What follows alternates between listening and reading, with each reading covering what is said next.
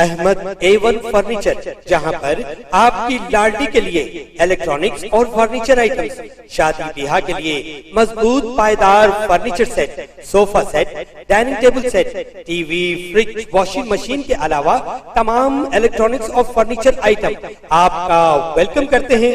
Ahmad A1 furniture और Ahmad electronics, opposite Shadan hotel, Ballaguda road, Hashimabad, Hyderabad.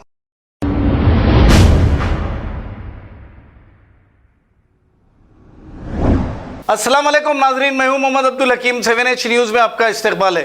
Muzaffarnagar में दशहरे के मौके पर रावण के पुतले को जलाया जा रहा था कि इसी दौरान पटाखे अचानक आवाम के बीच गिर गए। आइए देखते हैं ये रिपोर्ट।